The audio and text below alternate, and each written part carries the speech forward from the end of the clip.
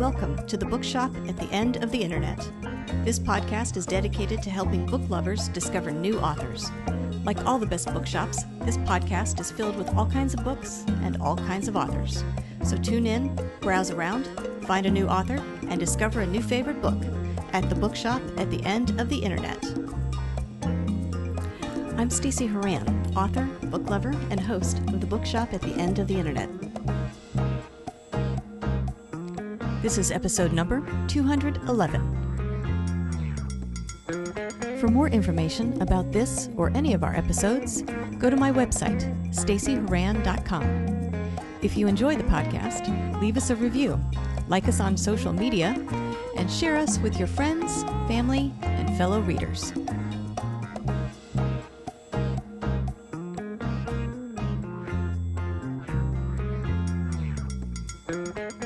In today's episode of The Bookshop at the End of the Internet, I'm chatting with author Lane Igoudin about his new memoir, A Family Maybe, Two Dads, Two Babies, and the Court Cases That Brought Us Together. In this book, Lane details the challenges, legal, political, and personal, that he and his partner Jonathan faced in the early 2000s while trying to adopt their two foster children through the Los Angeles County child welfare system. The process took 3 years and was fraught with much stress, numerous court delays, and plenty of heartache. Along that journey, Lane amassed a vast collection of paperwork and court orders, hundreds of emails, and a diary detailing his family's everyday experiences and struggles. 4 years passed before Lane was able to open the boxes and look at the documents he'd collected, and it took him 8 years to produce a draft of the story. Writing it was a painful process, but a rewarding one. A Family Maybe is a story about building a family and discovering what it means to be a father. But ultimately, it is a story about love. In this episode, I'll chat with Lane about his writing journey, how he and Jonathan's relationship and their racial and ethnic backgrounds affected the adoption process, and the support they received from unexpected places, as well as a few other things coming up.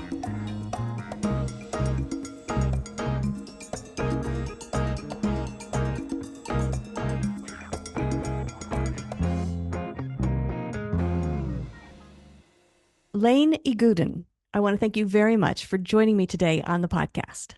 I'm glad to be here. I thought what we could do today is start by talking about your new memoir, A Family Maybe. If you don't mind, let's start by you telling us a little bit about this book. I want to talk about the inspiration for it in a moment, but maybe give us a preview of what the book is about. Sure. I decided to write this book to share with the others, and that could be prospective adoptive parents or just any parent, because it's a family building story, to describe the very unusual story, the unusual journey that my husband Jonathan and I took through the foster adoption process. We adopted two children from the Los Angeles County foster care system. And the further in we got, the more I realized that this is a story that needs to be told. And so that was my inspiration for writing the book. Let's kind of walk through the process, because Sure. In reading the book, it was not a quick process. It was long and drawn out, and what struck me as painful at times. So maybe start us off. How did you even begin this foster adoption journey? Sure. And the process took us about 3 years, from the beginning to the end. But I wanted to write about it, and I kept collecting all the paperwork and the court orders, and I had dozens and if not hundreds of emails. And I also kept a very detailed diary throughout the process. And I thought, okay, well, once we're done, I'll sit down and write about it and share the story. And what happened is once we were done, I couldn't do it. It was too painful. I was too close to it. And I just kept my records in in the boxes. I actually had a couple of boxes in the garage where I threw everything in, and I couldn't open the boxes for almost 4 years. And I teach, I teach English and linguistics at a college, and so I get my summers off, and during the summers I'd be with the kids, and basically I think 4 years later, into 2012, I decided to reopen to just to see what's in the boxes, and I decided to start putting some things together. And it took me about 8 years, 8 years to produce the first draft and edit it. And so then I started looking for a publisher to take it on. So going back and creating that draft, I imagine it must have been an incredibly difficult process, one that took you 8 years to finish. How much of that was starting, stopping, putting it away, or was it a case of writing it and just writing it over and over and over again? What I did is I tried to begin from the beginning, whenever that beginning is, it could be when Jonathan and I met, which is over 26 years ago, actually, or when we entered the process. And so I started drafting that. And then so it was sort of like very detailed, very straightforward. But then I realized that, it's really not as a story, it really needs to start with a moment which really captures the essence of what we're going through. And so if you read the book now, the opening chapter is when we are anxiously waiting for the social worker to bring a baby to our house. And it kind of explains how we ended up in that situation, and some of the steps that led up to that, and why we're so anxious about that. And then basically when she brings the baby, and she parks her van by the house, but by the curbside, and I call the chapter curbside delivery. And we run out to get the baby, bring her inside. Then, I stay with the baby, and my husband gets up and he is off to a daycare to pick up her sister. So then the reader realizes that this is not the beginning of the process. We're somewhere in, what's really like about a third of the way in, and we already have an older sister, and now we have a baby, and what's going on here, So that's the starting point, and from that point, I'm moving forward, but I'm also moving backward to build up some of the backstory and let the readers know exactly how we ended up in it. And this question, how did we end here, will come up over and over and over again throughout the book. So that was the structure. At its longest, the book was about double the size of what it is now. And the more I was revising it, the more I was editing, I realized that I really wanted to tell the story and kind of leave out, because I did a lot of research, because a lot of things were really strange and kind of, I couldn't understand, why, why they're happening the way they do. Are they, is this how things should be? Why do we suppose certain things are are the only way to do things? So I kept some of this research, but I actually cut most of it, and also cut most of my commentary, because I think the story itself tells you how things are and who the people are that are in them, and all kinds of prejudices and attitudes, and I would say ideologies that go into the child welfare process. Yeah, yeah. Well, let's talk about some of those points. I want to go back to that comment you made where you said that at several different places in the book, at several different points on that journey, the question was asked, how did we end up here? And that's not a question for listeners. That wasn't necessarily a question of, why did we decide to adopt, but how did we end up in this crazy predicament while just trying to do a wonderful thing by adopting these children? So can you walk us through why that question kept coming up? Well, we entered the process. We were a, professional couple. We both had, 9 to 5 jobs, and we were planning to have children. I always saw myself as a father in my future. And then, and when I shared this dream with my with my partner at the time, with Jonathan. I'm saying partner at the time because we couldn't get married. We weren't husbands yet, and so that will all come later. So, but in any case, I shared that with Jonathan, and he wasn't on board right away, by the way, and that's in the book. I'm not trying to in any way smooth that out. But he came around. He came around, and so we decided to enter the process. And so because we had multiple routes available to us at the time, we could have gone the surrogacy route. We could have done a private adoption, which is different from public adoption, which we ended up doing, or we could have even gone international. There were opportunities at the time to adopt a child from a handful of countries. So all of that was available to us, but we decided to go exactly into the public adoption because we're guided by this vision of of opening our home to a child or a couple of children from this area, from this neighborhood. Like, why should we travel to let's say Central America where we got children who need a home maybe just a few blocks away from where we live. That was the belief that brought us into it. So we were altruistic. We really wanted to do the best we could, and we were very naive about the process and about everything that goes into it. Yeah, yeah, it sounds like you guys were not prepared for what was about to hit you. That and it seemed like in Yeah. some instances the rules appeared to keep changing.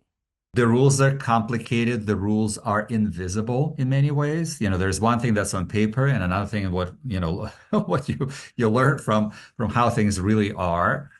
And we were not prepared for what hit us, but we got smarter as we went further into the process. We learned more about the process and we began to participate, even though we were completely powerless in it.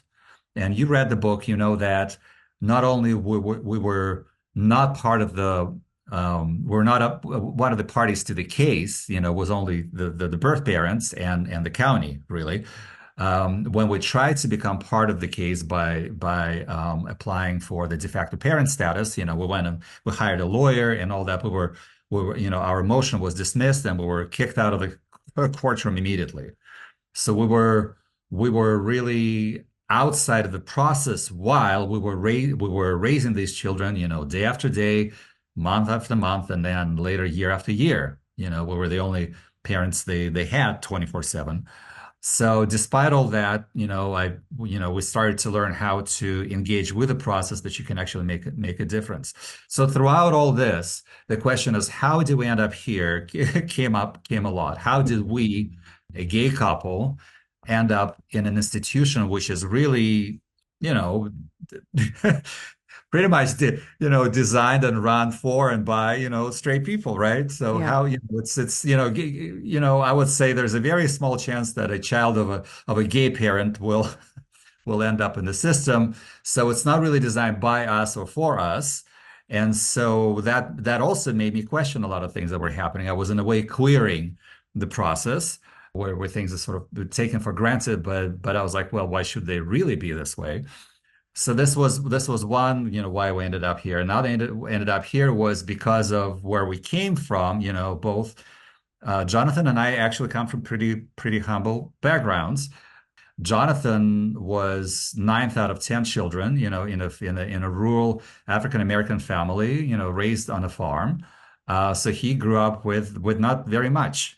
Okay, and he was the first in his family to go to college, and he pretty much built himself up to being where he is. And he's still working as a as an executive in a corporate world, put it this way.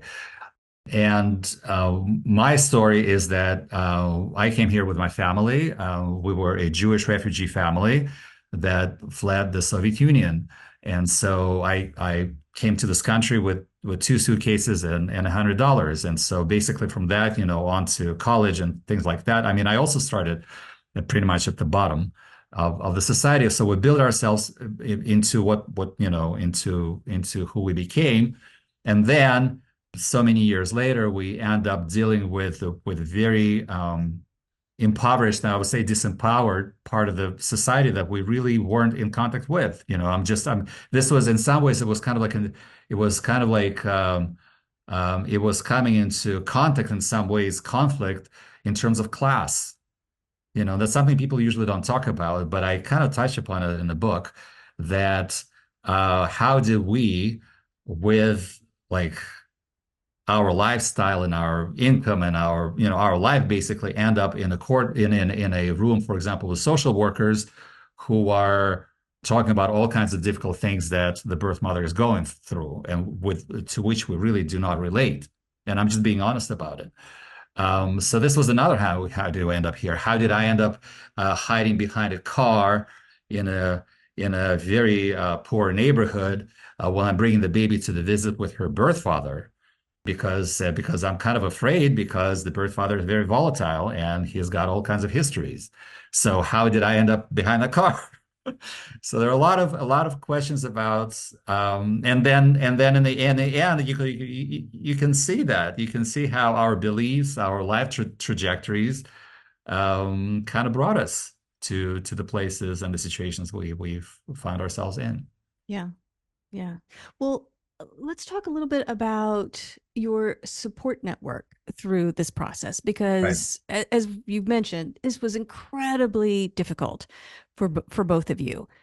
But you had support from a number of different people, a number of different areas. So how did you find that? Did you seek it out or did it find you? It sort of came naturally and from, I would say, somewhat unexpected places. And I think it's as I sort of as I advise prospective adoptive parents, who are going through the process, like one of the takeaways from our story is that you really need that network. You need some emotional support, but you also need some practical support. It was with us, it was only the two of us. It was Jonathan and I, and we both work full time. We didn't have much of the family living near us. John's parents passed away. My parents were in the Bay Area, and we're in Long Beach, which is right by Los Angeles. So we're like in a different part of the state altogether. So just the two of us, figuring out how to be parents to two very small children.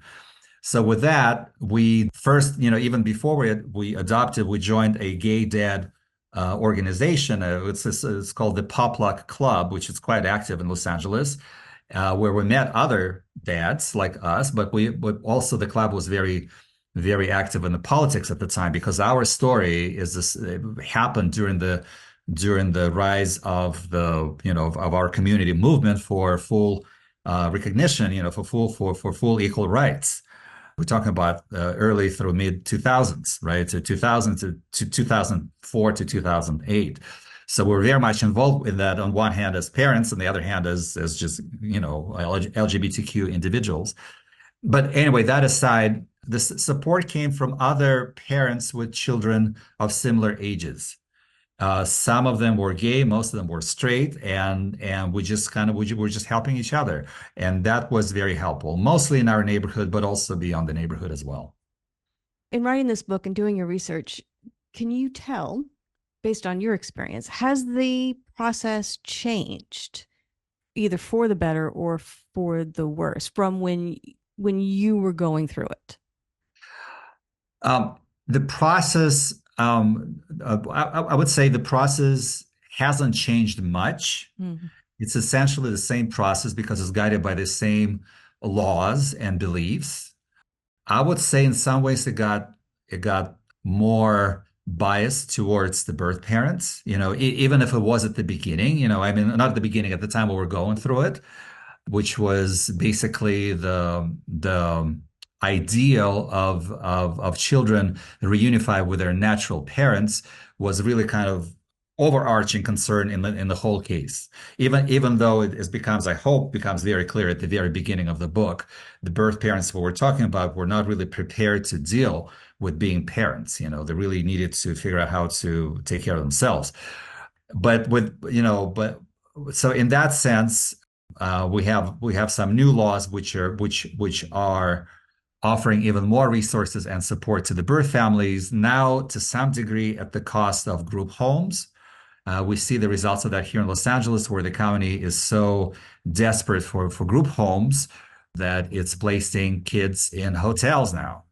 That's a whole other area to talk about. It's really not for me to talk about because our process ended years ago. But overall, no, it hasn't changed. What's changed is that unlike the 2000s, when we were the first wave of LGBTQ parents entering the process, we were in the first wave of out gay families where the children were not the product of previous, straight marriages or straight relationships. We were going into it specifically to have children as our children so in that sense, yes, now, as a gay man, you can generally adopt a child from a foster system in all 50 states, which was not a given at the time. Mm-hmm. There are, however, again, we see some reversal of that as well. There was a court case in which we participated, which went all the way to the Supreme Court, in which a foster adoption agency refused to place children even if they were qualified in other respects, gay and lesbian parents. And that went all the way to the Supreme Court. It's so-called it's the Fulton v. Philadelphia case. And the Supreme Court sided with that agency, saying that the agency can, based on its religious beliefs, choose not to serve our type of people. So in some ways, things are kind of going backwards a little bit, Mm-hmm. but you can't really compare it to the way things were, I would say, in 2004, 2005, where very few states would actually place children with LGBTQ parents.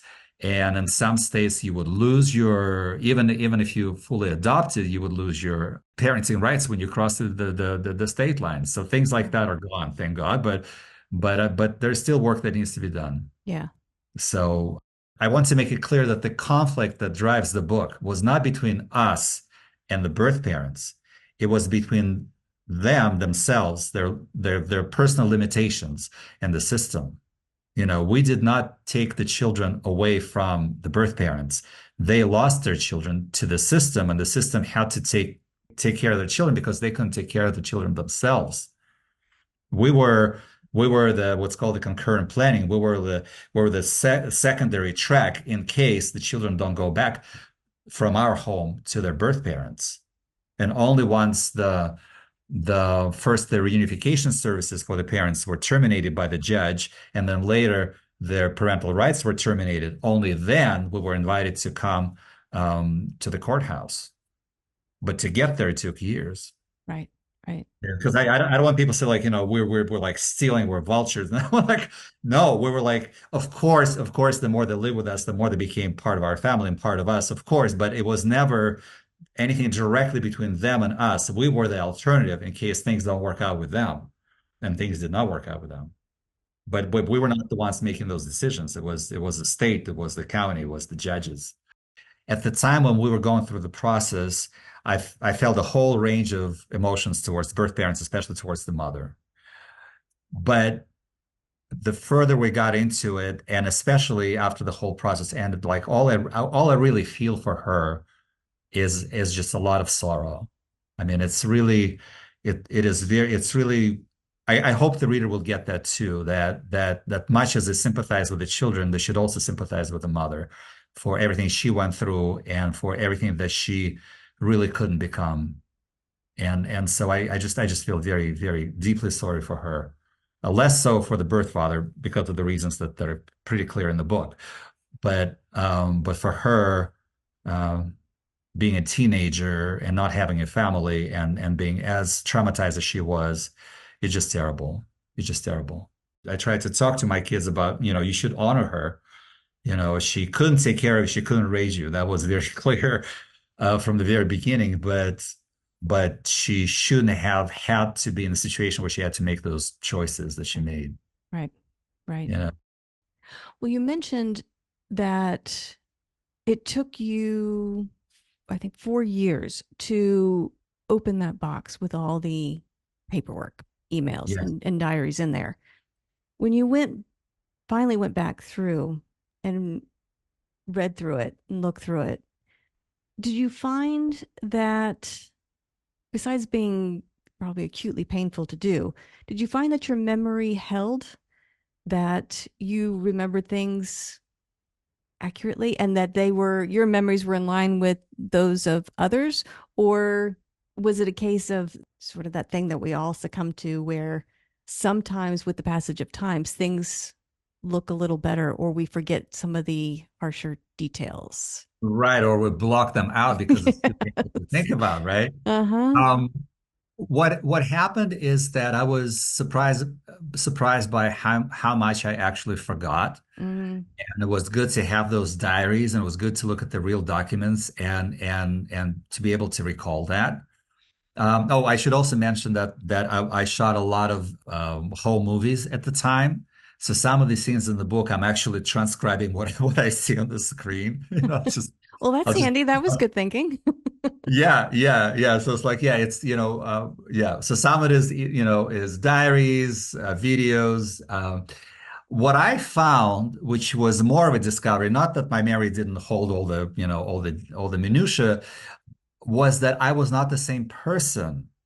So the Lane that lived through the events and was documenting them in his diary at the time, which was very raw and sort of processing things as they were happening, was not the Lane, years later, who was not living through a very, traumatic situation in his life, but also a little bit older, a little bit wiser, and also, my own belief systems, changed somewhat too.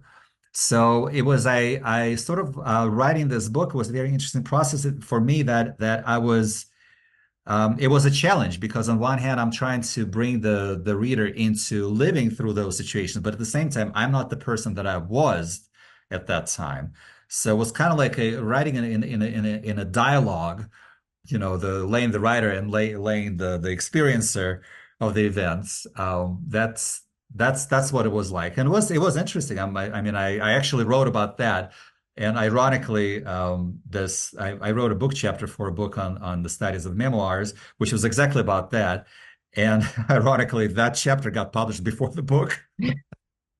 Well, I and found- yeah, and that's an important point that I think people who write memoirs tend to experience and don't necessarily realize they're going to do that as they undertake the process, right? They end up writing about somebody who at different points along that process is a stranger to them, is a stranger to the person writing the memoir. Right. And another thing I wanted to point out about writing a memoir is when I speak about the memoir today, I compare it to not to painting, trying to depict the details, but more like sculpture, where your life is like a kind of the slab of marble, and then you're cutting within that. You find who exactly, what exactly you want to cut out of it. Except I'm really limited. I'm not inventing the events Hmm. because events are what they were, but I'm trying to cut them out. And the question is, what do I leave aside? Because there was so much more that happened during those years besides parenting. Just to give you an idea, I went back to graduate school, and I was graduating at the same time as we were as the first chapter of this book is happening. Matter of fact. And shortly thereafter, I went through the career change from doing what I was doing before to starting to teach, English and linguistics. So I mentioned those things, but more like as a very small sort of background story, which was, of course, not just the background at the time, and there were other things happening too. So as I was editing a much larger manuscript down to what ended up being the book. I was cutting away the parts which I thought were not relevant or as relevant to the story, specifically the story of the foster adoption that we went through. I don't think it's too much of a spoiler to ask, does the book have a happy ending? Well, I think I already gave it away at the beginning, saying that we did finalize our adoptions. At the time when we finalized them, this was before we had family equality, and so we in the eyes of the federal government, we were two single individuals because we couldn't get married who adopted two sisters somehow. And I'll tell you one story, which is towards the end of the book, but I just had a very strange sort of a like it kind of came back again, literally several weeks ago. I had to take my older daughter to the Social Security office, because she needs to replace her Social Security card. And so we go into the office and we get called up, and I was like, wait a minute, I've been here before. And then I realized this is the very same Social Security office where I applied for her Social Security card Mm. once adoption went through. And that would have been around 2007, 2008. And we got called up to exactly the same counter that we were at, where I was at. She wasn't there. Well, I think it was just me filing for her card. And when we got called up, the person behind the counter asked her to give him her Social Security number, which she did, and then she asked her to give her the names of her parents. And I interjected saying that, excuse me, on her Social Security card, you'll see a mother and the father, but the fact that she has two dads. And she said, "Are you Alex Lane Igoudin, the mother?" I said, "Yes, I am Alex Lane Igoudin, the mother." So, because at the time, this was just part of sort of like everyday reality where Right. you are, yeah. I was given a choice: either do not state the mother, or one of you will have to be the mother. Because we can't have just two parents. It has to be a mother and a father, or just the father, one of you. And so I said, I'll be the mother because believe me, I've tried to be the mother for all these years already. So just write me in as a mother. Yeah. So our adoptions were successful. We prevailed, but it was, as you read the book, you'll see that it was never a given. And our kids are doing great. Our Yeah. kids are doing great. Our older daughter graduated high school. She's working. We're supporting her, but she's living on her own now, independently near us. We actually just saw her last week. And our younger daughter is choosing between four UC campuses because she got accepted into four UCs, and we're going to an open house this weekend on one of the campuses so she can see if that's the one that she wants to go to. Very nice. Very nice. She's Well, a high school senior. yeah. Well, congratulations to both of them and to both of you. Thank you. Thank you so much. Well, if people want to learn more about you and the book, new releases, things that you have going on, where can they go to find you and that information? Well, they can certainly check out my website, which is laneigoudin.com. That's LANEIGOUDIN.com. Or they can look me up on Facebook and Instagram and connect that way. Very good. And if people want to purchase a copy of A Family Maybe, where can they go to buy it? They can get it directly from my website and I can sign it for them. I thought, well, if I can ship it, might as well I can sign it too. Right, right. Or they can also purchase it on Amazon, Bookshop. They can you get it on Bookshop. They can get it from Barnes and Noble. I mean, it's available. The book is published by Trade Press, which is affiliated with Portland State University. So they distribute like any regular book would be distributed. Well, Lane, I want to thank you very much for joining me today on the podcast, and I want to wish you luck with A Family Maybe. So congratulations on everything you've accomplished so far, and best of luck with the rest of your writing journey. Thank you. Thank you so much, and it was such a pleasure talking to you. Thank you. The Bookshop at the End of the Internet is a podcast dedicated to helping book lovers discover new authors. Like any good bookshop, this podcast features a wide variety of books by the equally varied and interesting authors who felt compelled to write them. This podcast gives you a chance to meet these wonderful writers and discover your next must-read book. Listen to the authors describe their books and tell you their stories in their own words. My interviews feature books from all genres and authors from all walks of life, including those who are indie published as well as those published by small presses and large publishing houses. Looking for unique, not so easy to find books for yourself, a friend, or a book club? Tune into this podcast and find your newest favorite author or maybe a soon-to-be bestseller. This podcast, like all the best bookshops, is filled with all kinds of books and all kinds of authors. Tune in, browse around, Find a new author and discover a new favorite book. You never know what treasures you might find in the bookshop at the end of the internet.